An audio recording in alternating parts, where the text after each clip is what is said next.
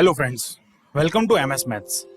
So in this video we are going to discuss about superposition of n collinear harmonic oscillation of same frequencies.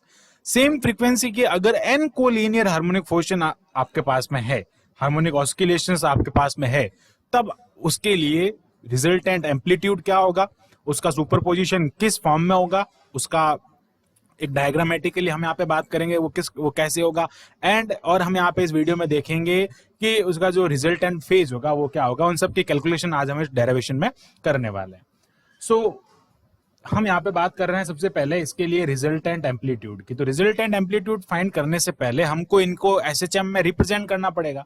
तो हम यहाँ पे देखते हैं इसकी लैंग्वेज जो है यहाँ पे हमने लिख रखी है, उसके अकॉर्डिंग हम आगे काम करेंगे। Let us consider n collinear harmonic oscillations. n collinear harmonic oscillation, each of the frequency omega. सबकी frequency जो है omega है, same frequency है, but different amplitude a1, a2, a3, an, because n जो collinear function है, collinear harmonic oscillations है, उनके लिए amplitude a1, a2, a3, an ऐसे ऐसे successive होंगे।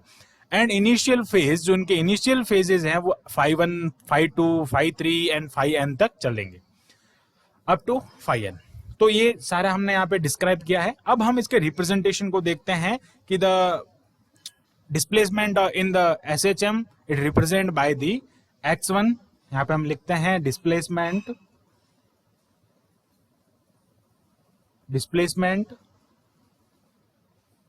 इन एसएचएम। एसएचएम में जो उनका डिस्प्लेसमेंट होगा that is x1 is equal to a1, sorry sine नहीं होगा, कॉस होगा, बिकॉज सेम फ्रीक्वेंसी है। तो ये हो जाएगा cos omega t plus phi1। Frequency सबके लिए इक्वल है, that is equation number 1। So ये हो जाएगा x2 is equal to a2 cos omega t plus phi2, this is equation number 2। Okay, इस टाइप से आगे चलता रहेगा अप टू xn। तो ये हो जाएगा an कॉस, यहाँ पे क्या आ जाएगा आपके पास में, ये xn तक चलेगा, तो xn is equal to an cos omega t plus phi n, that is equation number n। इस टाइप से ये चलता रहेगा। तो हम यहाँ पर अगर इक्वेशन में इसको डिनोट नहीं भी करें तो भी कोई प्रॉब्लम नहीं है। तो ये क्या हो जाएगा, इसका एसएचएम रिप्रेजेंटेशन हो जाएगा। अब ये इस टाइप से एसएचएम में इसको डिनोट कर रही है, रिप्रेजेंट कर रही है। दस the resultant of oscillation that is x। हमने यहाँ पे इसका जो रिजल्टेंट है x1, x2, xn तक, उसके हमने जो रिजल्टेंट डिस्प्लेसमेंट है उसको हमने x लेट कर लिया है। तो यहाँ पे हम लिखेंगे 10 रिजल्टेंट ऑस्किलेशन की अगर हम बात करते हैं तो वो क्या हो जाएगा, ऑब्टेन्ड बाय देयर सुपरपोजिशन। तो यहाँ पे हम लिखते हैं 10 रिजल्टेंट ऑस्किलेशन, जो उनका रिजल्टेंट ऑस्किलेशन होगा ऑब्टेन्ड बाय द सुपरपोजिशन, इन सबके सुपरपोजिशन से प्राप्त होगा, by the superposition of by the superposition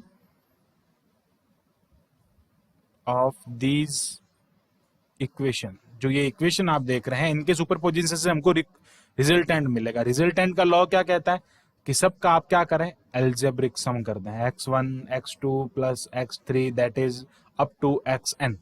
तो हम इसको क्या लिखेंगे, x is equal to a1 cos omega t plus phi1, okay, plus क्या हो जाएगा a2 cos omega t plus ये हो जाएगा phi2 up to n term that means an cos omega t plus phi n। तो आप देख सकते हैं फ्रीक्वेंसीज जो है सबकी क्या है, सेम फ्रीक्वेंसी ओमेगा फ्रीक्वेंसी है सबकी, और एम्पलीट्यूड एंड इनिशियल फेज जो है वो यहाँ पे चेंज हो रहे हैं अप टू एन टर्म तक। तो अब हम यहाँ पे देखते हैं कि as we know that the superposition done by the rotating vectors. हमने सुपरपोजिशन का कंसेप्ट पढ़ा है।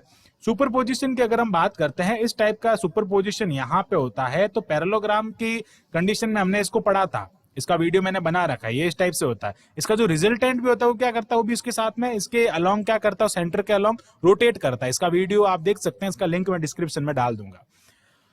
As we know that the superposition done by the rotating vector concept, ये रोटेटिंग वेक्टर के कंसेप्ट पे काम करता है। Since here these oscillations are collinear, यहाँ पे जो गिवन कोलीनियर है वो किसमें है, गिवन जो ऑस्किलेशंस है वो कोलिनियर ऑस्किलेशंस है। आप देख सकते हैं हेडिंग हमारा यही है, collinear, N collinear harmonic oscillations है।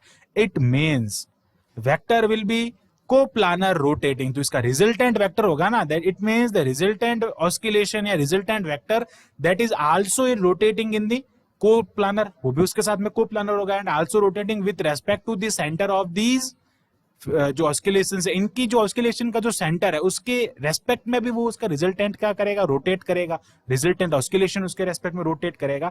तो क्योंकि सुपरपोजिशन जो है वो उसके रिजल्टेंट के बेस पे तो काम करता है, उसके सेम ओरिजिन पे, उसका सेम सेंटर पे उसका काम करेगा। जैसे हम यहाँ पे इसको एक डायग्राम से समझते हैं, जो मैंने अभी बात कही है वो अगर आप यहाँ पे एक डायग्राम से समझने के तो अच्छा रहेगा, अच्छे से और ज्यादा समझ में आएगा। जैसा कि हम यहाँ पे ये लेते हैं, दिस इज एक्स एक्सिस, अगर हम बात करते हैं तो ये हो जाएगा एक्स एक्सिस एंड ये हो जाएगा वाई एक्सिस। अब अगर मैं यहां पे कहता हूं कि हमने जो रिजल्टेंट लिया है, जो वेक्टर्स कंसीडर कर रहे हैं, A1 vector, A2 vector amplitude के फॉर्म में, वो कुछ इस टाइप से अगर आपके पास में आ गए, जैसा हम बात करते हैं this is A1 vector and this is A2 vector and this is A3 vector. ऐसे करते करते क्या होंगे, AN वेक्टर तक चलेंगे। यही तो होता है इसका कंसेप्ट, बिकॉज यहाँ पे हमने AN लिया है तो इसको हम क्या कर रहे हैं, A1 लिख रहे हैं, A1 vector, this is A2 vector and this is A3 vector. अब इनके जो एंगल्स की मैं बात करता हूं, ये एंगल यहाँ पे क्या बना रहा है, φ1 एंगल बना रहा है। ओके, अब अगर मैं इनका, जैसे यहाँ पे ये φ1 एंगल बना रहे हैं, इसको हमने कैसे कंसीडर किया, अगर मैं यहाँ पे एक टेंजेंट ड्रॉ करता हूं इस पॉइंट पे, ये जो आप A पॉइंट देख रहे हैं, इस A पॉइंट पे मैं अगर दूसरा एक कलर जैसे व्हाइट कलर ले लेते हैं, तो अब मैं यहाँ पे एक टेंजेंट इस टाइप से ड्रॉ कर रहा हूं, और इस टेंजेंट का यहाँ पे जो एंगल सबस्टेंट होगा उसको हमने 1 कह दिया, φ1 कह दिया। वापस अगर मैं यहाँ पे टेंजेंट ड्रॉ करूं और इसका जो एंगल है वो φ2 हो जाएगा, और इसी टाइप से अगर मैं इसके लिए यहाँ पे टेंजेंट ड्रॉ करता हूं इस लाइन की, दैट इज φ3। तो इस टाइप से यहाँ पे अलग अलग एंगल बनेंगे, A1, A2, A3, AN तक के अलग अलग यहाँ पे एंगल्स बनेंगे। वो सारे एंगल का सब्सटेंट हो रहा है, एक्स एक्सिस पे सब्सटेंट हो रहा है। इन सब का ओरिजिन कौन है, पॉइंट कौन है, O। ये सब किसके रेस्पेक्ट में रोटेट करना है, O के रेस्पेक्ट में। It means the resultant vector, resultant amplitude also rotate with the O, वो भी O के रेस्पेक्ट में रोटेट करेगा। अब ये सब इस कंडीशन में चल रहा है तो रिजल्टेंट क्या करेगा, इसके अपोजिट डायरेक्शन में जाएगा ना। ये हमने वहां पे पढ़ा था फिजिक्स में, जहां पे हमने 11th क्लास की फिजिक्स में हम देखते हैं कि जो वेक्टर्स का जो एडिशन होता है उसमें यही तो सिस्टम होता है ना, वेक्टर एडिशन में। जो पॉलिनोमियल जो वेक्टर उसका जो वेक्टर एडिशन होता है, जिसमें हम देखते हैं पैरेललोग्राम वेक्टर एडिशन देख लो, ट्रायंगल वेक्टर एडिशन देख लो, तो इन सब में क्या होता है, वो वहां पे जो रिजल्टेंट होता है वो उसके अपोजिट डायरेक्शन में हिट करता है। इट मींस अगर मैं यहाँ पे आपके रिजल्टेंट की बात करता हूं तो वो कहाँ पे आएगा, इसका रिजल्टेंट, वो रिजल्टेंट कुछ इस कंडीशन पे आएगा। अगर आप यहाँ पे रिजल्टेंट को देखना चाहते हैं तो इसका रिजल्टेंट यहां से यहां तक होगा, बट वो होगा कैसे, इसका अपोजिट डायरेक्शन में होगा, और it also rotate with respect to O point. ये इसका होगा रिजल्टेंट, जिसको हमने R लेट कर रहे हैं, या फिर हम A लेट कर लेते हैं, कैपिटल A यहाँ पे हम इसको लेट कर रहे हैं। तो ये क्या करेगा, इसके अपोजिट डायरेक्शन में हिट करेगा। ओके, इसका एरो देख सकता है। तो यहां से इस कंडीशन से हम इसको समझ सकते हैं, और यहाँ पे इसका जो एंगल होगा ना, उस एंगल को हम यहाँ पे रेड कलर से डिनोट कर रहे हैं। ये एंगल जो है ये थीटा है, ये इसका होगा फेज। हमको यहाँ पे इस A की वैल्यू फाइंड करनी है और इस थीटा की वैल्यू फाइंड करनी है। ओके, तो वो हम यहाँ से फाइंड करते हैं। तो ये क्या रिप्रेजेंट कर रहा है, एडिशन ऑफ हार्मोनिक ऑस्किलेशन। मैं यहाँ पे इसके लिए लिख लेता हूं, ये क्या रिप्रेजेंट कर रहा है, addition of harmonic oscillation, addition of harmonic oscillation. जो हमने ये इक्वेशन लिखी है ना, ये इक्वेशन नंबर 1 कह देते हैं हम इसको। ये जो आपके पास में इक्वेशन है, ये इक्वेशन जो है, इस इक्वेशन की अगर हम बात करते हैं, इक्वेशन नंबर चलो 2 कह देते हैं हम इसको, इक्वेशन नंबर 1 कह देते हैं। ये जो है इस पूरे को हमने इक्वेशन नंबर 1 कह दिया है, और ये इक्वेशन नंबर 1 हो गया और ये इक्वेशन नंबर 2 हो गया।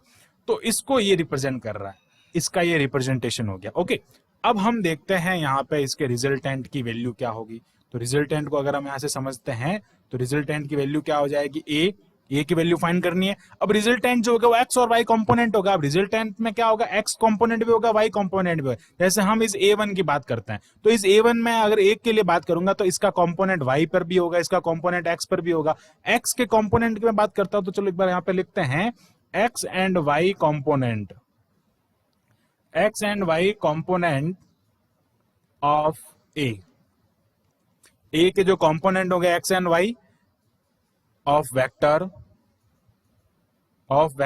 A1 vector, A2 vector, A3 vector, ऐसे कहां तक चलेंगे, AN वेक्टर तक।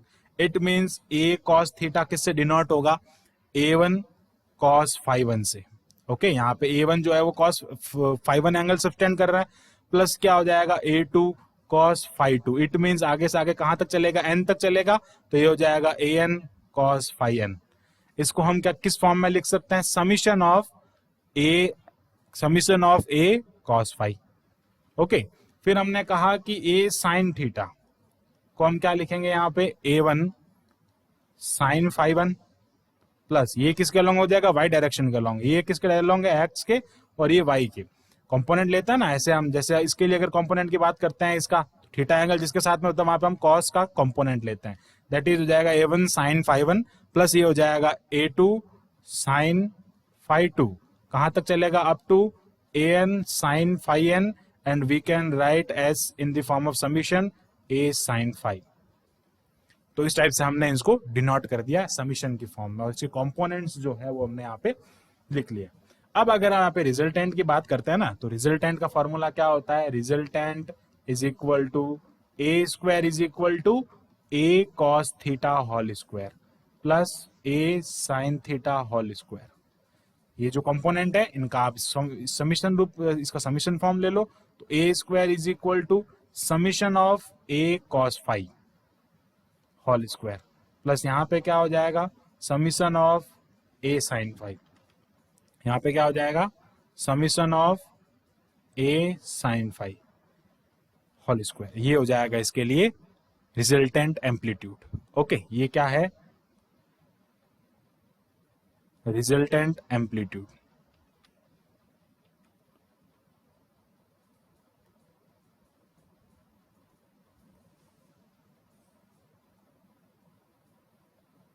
अब हम यहां से फाइंड करते हैं फेज, रिजल्टेंट फेज की मैं बात करता हूं, तो रिजल्टेंट फेज हम यहां से अगर बात करते हैं तो ये हो जाएगा रिजल्टेंट फेज, यानी कि परिणामी कला। एक तो हमने ये फाइंड किया, सेकेंड हम फेज की बात करते हैं। Phase that is tan theta is equal to summation of A sin theta upon summation of A cos theta. It means theta is equal to tan inverse of summation of A sin theta, summation of A sin theta upon summation of A cos theta. This is equation number A and this is B। ये यहाँ पे हमारे इसके final results आते हैं, जिनमें हमने यहाँ पे फेज भी फाइंड किया है, वहां पे हमने एम्पलीट्यूड भी फाइंड किया है, रिजल्टेंट, और इस रिजल्टेंट में हम बात करेंगे n कोलिनियर हार्मोनिक ऑस्किलेशंस के बारे में। आई होप आपको ये जो डेरिवेशन है, जो रिजल्ट्स हैं, वो समझ में आया होगा। So thanks for watching this video. Keep watching MS Maths and subscribe the channel MS Maths for whole course of the BSc and competition exam of the up to BSc.